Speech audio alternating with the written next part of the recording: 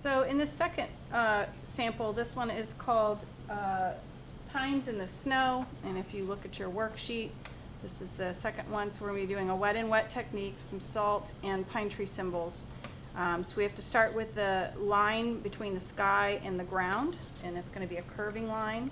So I want to, and I don't want it up too high because I've got trees I've got to put in place. So I'm going to kind of create this nice gentle curve. I just use my HB pencil. Just, that's the only drawing. Well, you have one more thing you have to draw, where you want your pine trees to go. So you're going to create two vertical lines. You can make them different heights if you'd like. This one's going to be a little taller than that one. So two straight lines and a curve. That's all you need to draw. And from there, we are going to first begin with this upper area. We need to create a purple for that. And I picked purple just because I liked you to have the ability to get some mixing involved with this sample. So we need a nice strong purple, and we'll be working with a little bit of salt technique in the sky. So I'm going to be wetting that paper.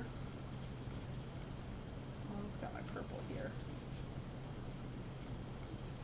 All right, there's my purple. All right, so I'm going to wet the sky using the 1-inch wide flat brush. And I've already got my salt container nearby so that I can jump right in there with the salt. And I'm checking the reflection of the lights in the room so that I make sure that this is evenly wet. I'm not wetting this lower section, just the upper section. This is going to be my snow, so it's only going to get a cast shadow. It's not going to get any other color. All right, so there's my area that's wet. And so now I'm going to grab the purple, and I want to leave some of the sky white, but I want to start to get some color in. And you can create this look with any size brush. I happen to be working with, this is a 6 brush. I want to leave some of the white of the sky, and the nice thing about having the wet paper is that you get this really nice effect of the softness that you get with a wet on wet. All right, so I'm going to leave some pockets of white because that can look kind of like clouds almost. And you don't have to do straight lines, you can create some movement there. And I'm going to keep it dark along the horizon just because I want my snow to stand out. And if I leave it white along there, then it's not going to make that snow show up. So that's pretty good. I think that'll work. So I've got this area where you can start to see the maybe some light coming through those purpley clouds. And while it's damp, and you can see I'm just starting to lose the shine of the paper, I'm going to sprinkle some salt in. So I got my container of salt. I'm just going to pinch with my fingers and lightly sprinkle over the top. Now what's going to happen is the salt is going to melt on the wet paper. And this is why you have to sprinkle salt on wet paper, otherwise you're just putting salt on a dry piece of paper and it's not going to do anything. But if this paper is wet, the water is going to melt the salt and it's going to create a little crystal. And I won't see those crystals until the paper dries, or as the paper's drying. So I'm going to let those sit and do their thing. I won't know how good or how bad it looks until it's finished doing its thing. So that's going to be a little bit of time before that is revealed. So I'm going to let that one rest. We'll let it dry, and we'll come back to that one in just a few minutes. So now our salt area on this one is dry, and you can see the crystals from the salt have appeared.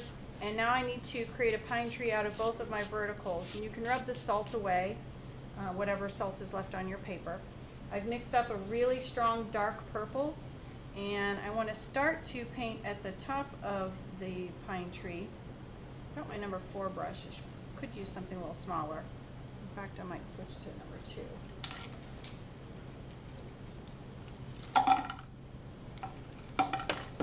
That'll give me a little more control. All right, so I've got my number 2, oh yeah, it's much better. Number 2 round. And at the top of a pine tree, you'll see kind of like you'll see the trunk line, and as you move down the tree, you won't see it anymore because it becomes thicker. So at the very top, you can start to work with just creating that a little bit of back and forth on each side of your pencil line that you created. But then as you move down, you want to begin to create more of a texture. Individual branches, start to allow those to take form. And you don't have to be as fancy or delicate with it. You can move your brush back and forth. You can start at the end of the brush or end of the branch and come in, start at the middle and go out. You want to make sure that you're creating a triangular shape, but make sure that it looks natural, that you've got ins and outs along the edge. You don't want to have it look like a triangle on a stick. You want it to have the natural look to the shape of the tree. So as we get closer to the bottom, we want to make sure that we're noticing where the tree branches would come close to the ground. And of course, this is getting wider as I go down, so I need to fill in that middle area with brush marks to fill that in. Alright, so I'm going to kind of let that come out to the edges. Got a little wide there because I got some sparkly marks. And then create my trunk, which is right on the pencil line that I drew before. And then you have a chance to do another tree there. And lastly, the last step for this one is going to be to wet the snow area.